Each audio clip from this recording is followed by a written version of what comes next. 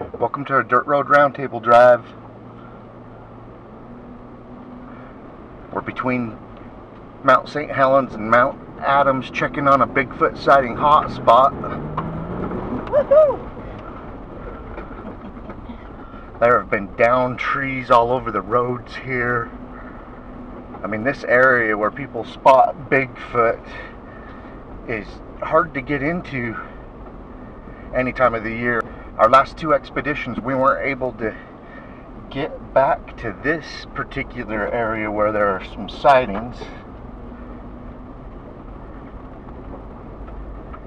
We actually got stuck last year in the snow and had to turn back. Temporarily stuck.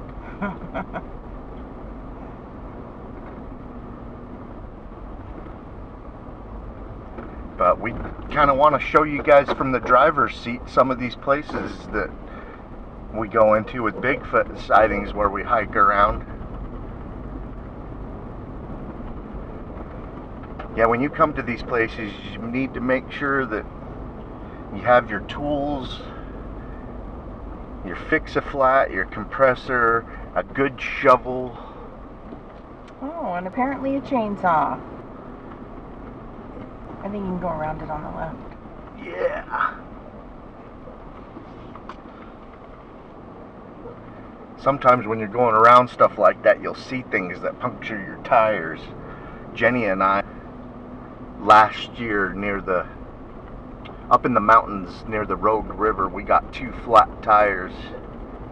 Yay! At the same time. That was lame. Yes, it was. Yeah, our compressor was worth its weight in gold because the fix-a-flat did not work on the tire we used it on. The puncture hole was too big on that one. And plus we used the spare and then the compressor every 15 minutes coming down off the mountain to base camp. Yeah, but we always bring a good spade or a shovel because we've had to use it several times in our Bigfooting career. Matter of fact, we've been stuck so bad before that, like at this one night in Bloomington Canyon, I think it was, in Idaho, we were stuck so bad after we dug for like an hour. I told Jenny, I was like, let's just stay the night in the car and finish digging out in the morning. She insisted on to keep digging, and she got us dug out within the next hour. Yeah, I was in flip-flops as well. Well, I was frozen because I was laying in the snow the first hour digging, and I was wet, froze, and finally got in the car, and I'm like, oh my gosh, let's just finish in the morning. And then Jenny went back and kept digging, and then I felt the vehicle shift. And I was under it. Well, you got us so we weren't high-centered anymore, and I'm like, let's try it. And we got out. We were only like a mile and a half from camp, too.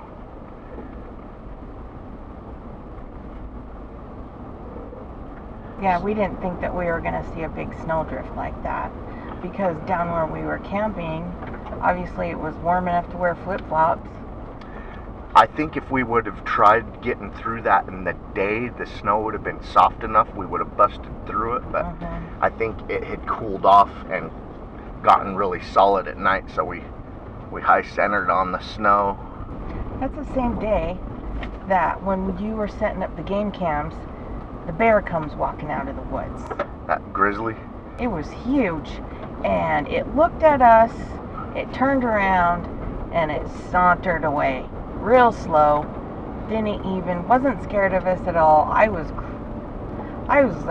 extremely worried, and so I'm like, Kelly, I didn't even tell Kelly that the bear was standing there, because I didn't want the bear to hear me talk.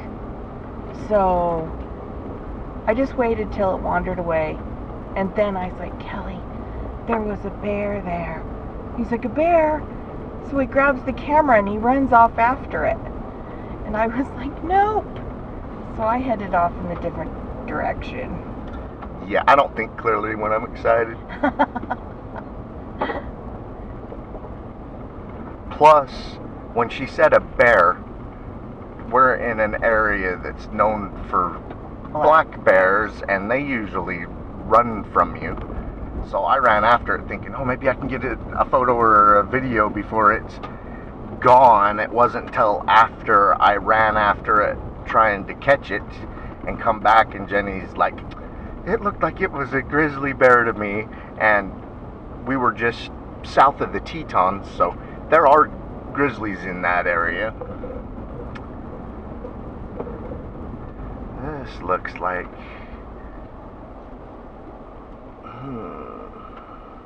I think it's okay. Yep, I think we can get through this.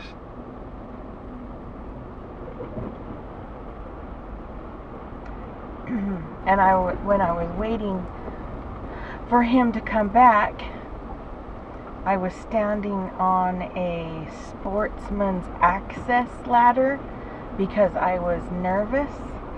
And out of the corner of my eye, here comes this huge, big, tall, dark, black figure. And I was like, oh no, Kelly's gonna miss Bigfoot. And it ended up being a moose. And it walked right past me. We don't have the clearance for that for me to be comfortable. I don't feel like digging all day. So, alright, there's other dirt roads we can check out. There was one just back there. Yep. So in the matter of like 20 minutes, I saw a bear and a moose. And then that night, dig out of the snow.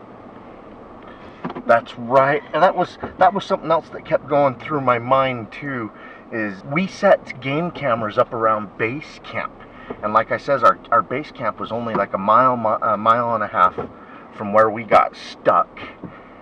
And so it kept going through my mind when we were digging under the vehicle that was stuck, is that grizzly bear gonna, hello, what are you guys doing? You guys look yummy, so that kept going through my mind. That's another reason why I'm like, let's just either walk back to camp or stay the night in the car and finish this in the morning.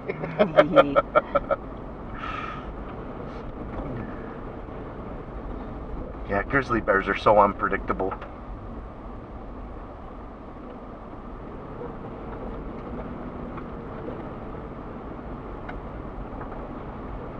Yeah, when he was walking away, his butt was so big, it jiggled. He was a big bear. He's doing pretty good. Yep.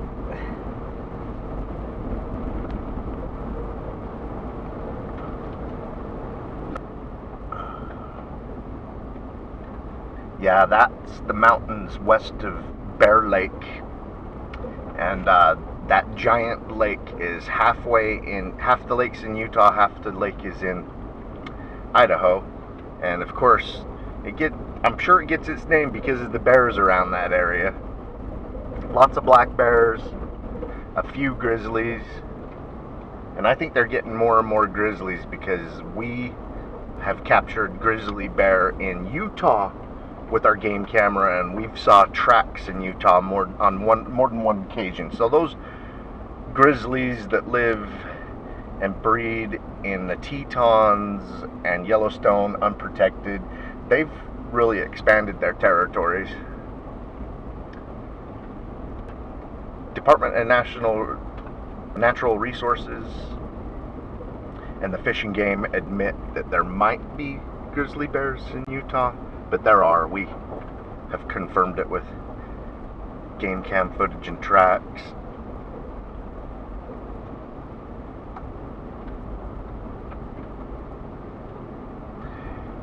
Right here where we're at in Washington, there's only supposed to be black bears. But I do believe not too far from here, you can drive there in a couple of hours from here, the Olympic National Forest, I hear that there's supposed to be grizzly bears there. And I just hope the grizzly bears know that they're supposed to stay there and not come here.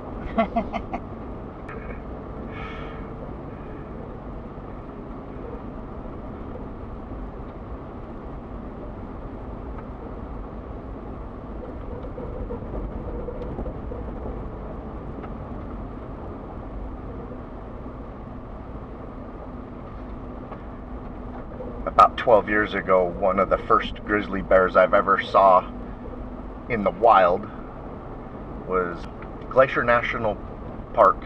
Jenny, Hunter, Kelsey, and I were there, and we saw it from the car. It was a big blonde male, and he was foraging, and he was hard to get on video and to film because he wouldn't hold still. He was just going through bushes, logs, turning over rocks. He just kept moving. And my daughter dropped her camera out the window of the car trying to film or take pictures. As a matter of fact, I think she got the best film footage of it before she dropped her camera. She asked permission to go out and get her camera, and me and Jenny both at the same time, no! You're not getting out of the car with the grizzly bear right there. I know. I was like, I'll get it for you. You just stay in the car, child. But when we reviewed the footage and everything, I'm like, you know, that bear wasn't trying to hide, didn't care that we were there. It was just on the move looking for food, and it was hard to get good footage of it. So think of like a Bigfoot that doesn't want to be saw out in the open and purposely tries to hide or immediately goes away as soon as it's spotted. So completely different challenge there.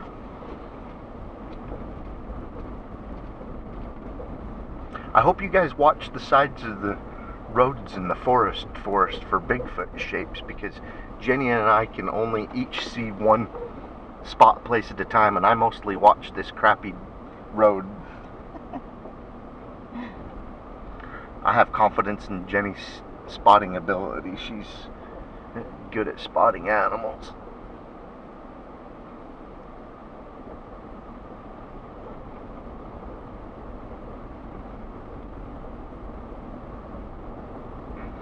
I have received so many Bigfoot sighting reports from this area that we're in. So many. I think like 3 reports in just the last 2 months alone. I would like to thank everybody that sends us your Bigfoot sighting reports. You know, whether it was last month, last year, or 10 years ago, whatever. I want to hear from you. I really enjoy hearing about your experiences and your sightings.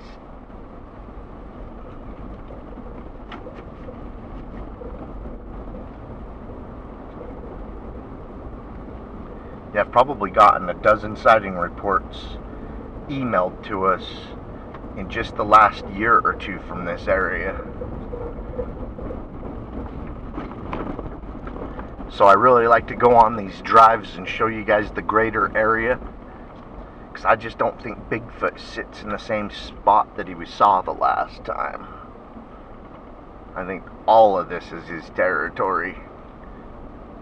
His family, maybe a couple of families of them, who knows.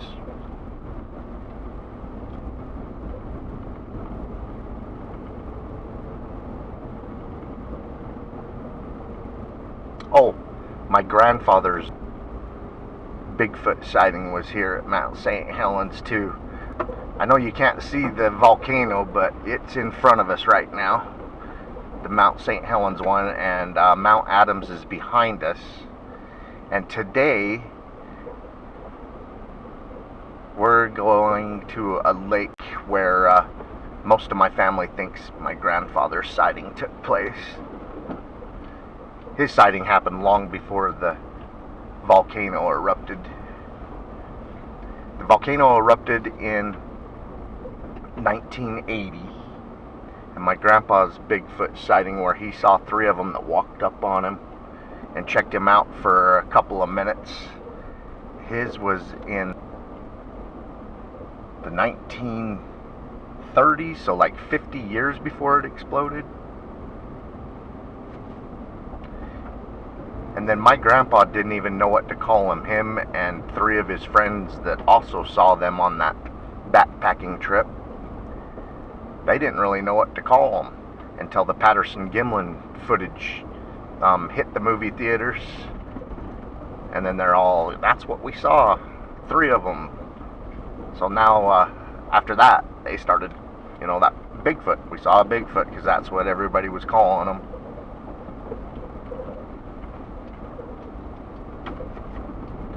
Yeah, the phrase Bigfoot got coined before the Patterson-Gimlin footage. It got coined, I believe, when Highway 5 was being built, and those guys were getting pestered by the Bigfoot. Their equipment being messed with, and them finding the tracks. That's when they started calling it Bigfoot, and it stuck. I like calling it Sasquatch. Sasquatch. Sasquatch. I sometimes say it's sass. I think if it's a boy, it's sauce. If it's a girl, it's sass, because girls are sassy.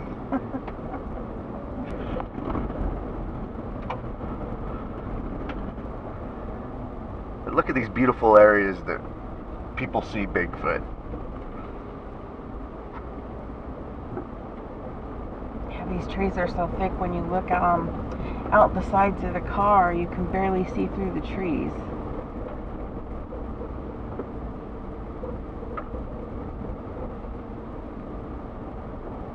There's still a lot of snow in there. Yeah. There's always snow here when we come and do our expeditions.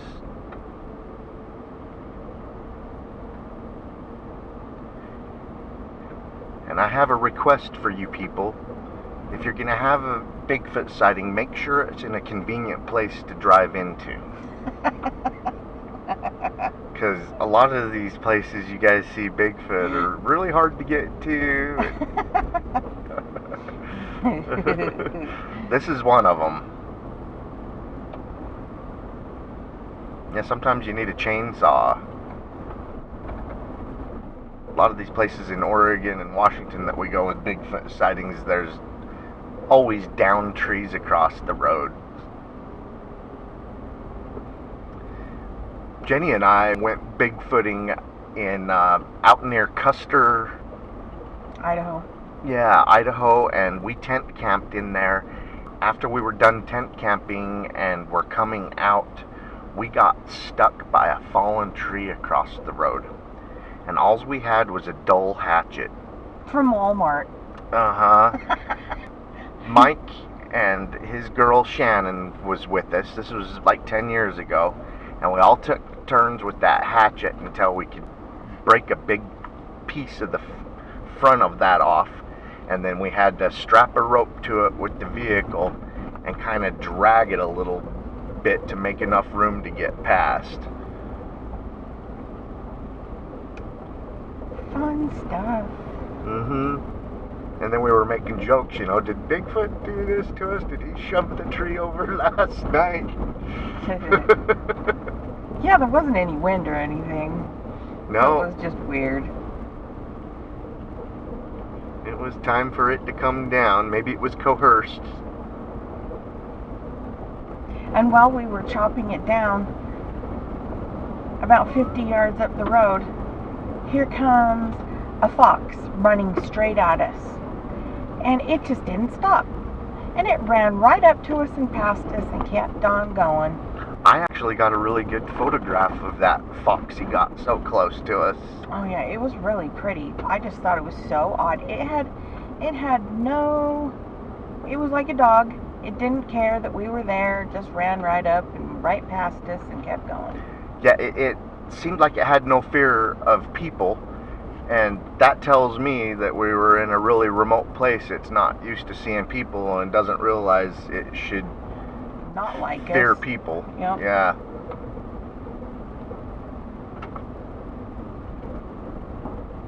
I'm happy it wasn't afraid of us, but I was also disappointed because it's going to get itself killed, unfortunately.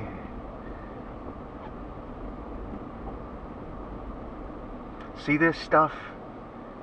This is another reason why I like to do these roundtable drives. Gives you guys a better look at the area and some of the obstacles that we have to go through to get into these Bigfoot sighting locations.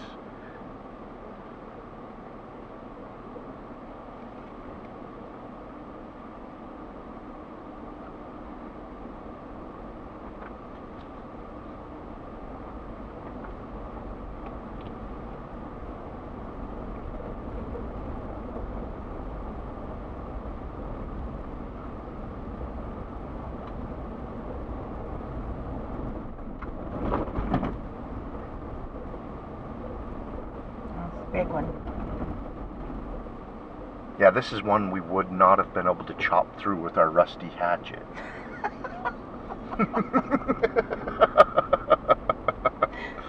Probably not.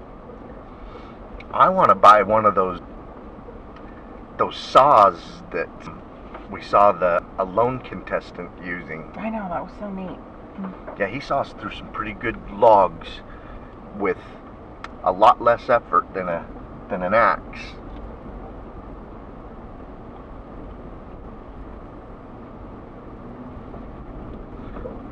All right, we're to pavement,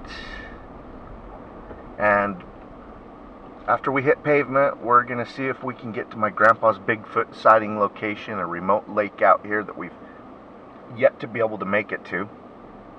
I hope you guys enjoyed a look at the muddy, snowy dirt road roundtable drive. Keep on watching. We're going to keep on squatching.